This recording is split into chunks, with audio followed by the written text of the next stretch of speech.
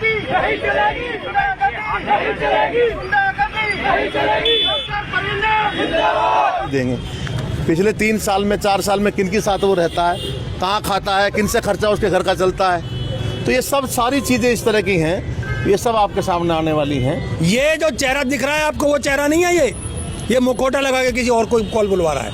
वो आए खुद फ्रंट पे खोले ना बुला के, ये मुखौटा भेजते हैं बार बार, कभी कुछ उल्टा सुल्टा लिखवाएंगे, कभी कुछ कराएंगे।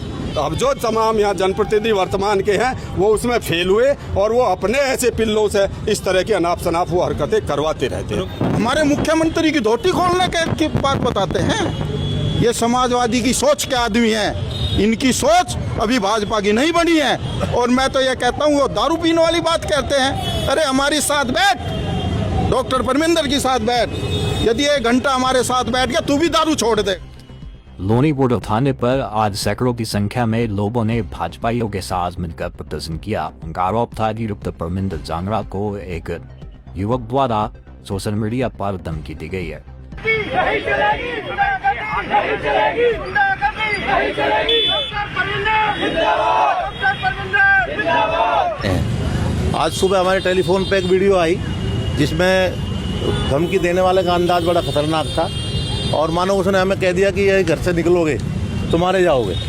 तो इस आशंका के तहत हमारे सभी साथियों की इसकी चिंता हुई और सबने आकर विचार किया कि ऐसे अपराधी जो खुलेआम धमकी दे रहे हैं और धमकी देने के बाद मानहानि तो कर ही रहे हैं और साथ साथ एक इस प्रकार से डराने का प्रयास कर रहे हैं। अपनी सरकार में हम 32 साल से राजनीति में हैं, बड़ी बड़ी जिम्मेदारियाँ पार्टी की रही, किसी का भी कोई मामला आया हमने उसके साथ जाकर के इंसाफ दिलवाने का काम किया। आज हम ही इंसाफ खतरे में आ गए महाराज जी की सरकार में, तो थोड़ा आश्चर्यचकित हुए इस बात से, हम लोग अचंभित भी हैं। तो हमारे सब साथी आज इकट्ठे हुए, फिर सबने कहा कि इस बारे में शिकायत करनी चाहिए। पहनता नेताओं के साथ घूमता है, हमारी पार्टी के कुछ वरिष्ठ नेता हैं जो इसको संरक्षण प्रदान करते हैं, जो उनके साथ घूमता है, उनके साथ रहता है।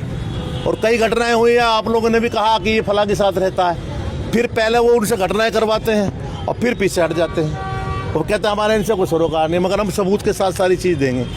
पिछले 3 साल में 4 साल में किनके साथ वो रहता है, कहाँ खाता है, किन से खर्चा उसके घर का चलता है, तो ये सब सारी चीज़ें इस तरह की हैं, ये सब आपके सामने आने वाली हैं। अन्य घटना है और परमिंदर भाई के पे जो आरोप लगे हैं, परमिंदर भाई को सब लोग लोनी वासी जानते हैं, हम भी बहुत टाइम से जानते हैं क्योंकि हम भी काफ़ी टाइम से भारतीय जनता पार्टी की राजनीति कर रहे हैं। इन पे जो आरोप हैं सब निराधार आरोप हैं और मैं तो इसमें एक ही बात कहना चाहूँगा, भैया हम लोनी के विकास की बात हमें करनी चाहिए। आज लोनी की स्थिति क्या है और जो इस पर्दे के पीछे ये कुछ नहीं है, जो बोलने वाले लोग हैं ये कुछ नहीं है। अनूप भाई ने बहुत सारी बातें विस्तार से रख दी हैं, इन कुछ नहीं है। लोग जो पर्दे के पीछे हैं वो आए ना फ्रंट पे, मोहरों को क्यों भेज रहे हैं भाई? अगर आप ताकतवर हैं, आप लोनी के विकास की बात नहीं कर रहे, लोनी में जनता त्राही त्राही कर रही है, सड़क पे पानी है, सड़क पे मिट्टी है, सड़क पे धूल है, क्या है आज लोनी में कुछ नहीं है भैया, कुछ नहीं है। ऊपर की सरकार बहुत अच्छा काम कर रही है, लेकिन इन जनप्रतिनिधियों की निकम्मेपन की वजह से लोनी में कोई पैसा नहीं आ रहा, क्योंकि ये सरकार को गाली देते हैं, कभी ये मुख्यमंत्री को गाली देते हैं। तो इनके बारे में क्या बोलें? लोनी की जनता यहाँ खड़ी है। मैं तो यही कहना चाहता हूँ कि इन लोगों को टाइम पे जवाब देने का है, जब वक्त आए तो इनको बकसना नहीं है। और ये सारी बातें याद रखे लोनी की जनता, 27 में चुनाव आ रहा है, एक एक बात पर जो परमिंदर भाई के लिए उल्टी सुल्टी बात करी गई है। ये जो चेहरा दिख रहा है आपको वो चेहरा नहीं है, ये मुखौटा लगा के किसी और कोई कॉल बुलवा रहा है। वो आए खुद फ्रंट पे खोले ना बुला के, ये मुखौटा भेजते हैं बार बार, कभी कुछ उल्टा सुल्टा लिखवाएंगे, कभी कुछ कराएंगे। ये कुछ नहीं है जो लाइव आगे परमिंदर भाई को बोला है, ये कुछ नहीं, इनका कोई अस्तित्व नहीं है। जो इनके बैक में है वो आए फ्रंट पे और आए हैं जवाब दें कि लोनी में क्या हो रहा है। बहुत बहुत धन्यवाद और सब पत्रकारों को मैं बधाई देता हूं कि आपने ऐसे टाइम पे परमिंदर भाई का साथ दिया। लोनी की जनता को भी कहना चाहता हूं मैं कि बहुत अच्छा आप लोगों ने काम किया है। अगर सब लोग एक अच्छे इंसान के साथ ऐसे खड़े हो जाएंगे आके, तो गंदे लोग किसी पे कुछ नहीं कर पाएंगे। बहुत बहुत धन्यवाद। गुंडागर्दी नहीं चलेगी। ने भी एक लाइव के द्वारा सुना कि एक जो बहुत ही दागदार आदमी, बहुत चरित्रहीन आदमी, उसके द्वारा लाइव में आकर डॉक्टर परमिंदर जी पर लांछन लगाए गए। और वो किस लिए लगाए गए? लौनी की जो लाइफलाइन रोड है, दिल्ली सहारनपुर मार्ग, उस पर घुटनों तक पानी भरा हुआ था और वहाँ तमाम गाड़ियाँ कोई पलट रही थी, कोई गिर रही थी, कोई फंस रही थी। तो डॉक्टर परमिंदर जांगड़ा उधर से निकले जा रहे, उन्होंने देखा कि एक एम्बुलेंस वहाँ उस पानी में फंसी हुई है, तो उसकी मदद के लिए उन्होंने गाड़ी से उतरकर और उस गाड़ी को धक्का दिया। दूसरी गाड़ी जो गिर रही पलटी, उनको सीधा करवाया और उनको निकलवाने का काम किया।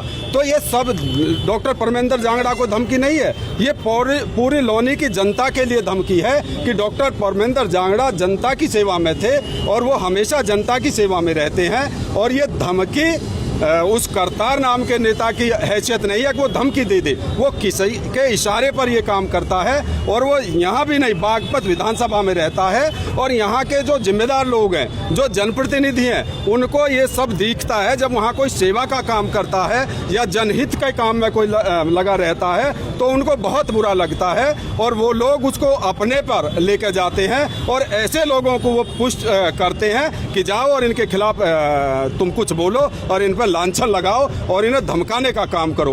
भाइयों, इस डॉक्टर परमिंदर जांगड़ा के साथ लौनी की पूरी जनता है। डॉक्टर परमिंदर जांगड़ा को वो अकेला ना समझे, लौनी की जनता उसके साथ है, वो ऐसी किसी धमकी में आने वाला नहीं है। आज हम सब लोग और लौनी की जनता थाने पर आई और उसके खिलाफ हमने शिकायत दर्ज कराई है और उसका जो तमाम आपराधिक इतिहास है वो थाने में हमने दिया है। परंतु ये अब जो तमाम यहाँ जनप्रतिनिधि वर्तमान के हैं वो उसमें फेल हुए और वो अपने ऐसे पिल्लों से इस तरह की अनाप शनाप वो हरकतें करवाते रहते हैं। कोई भी ईमानदार आदमी यहाँ पे आएगा, उसको ये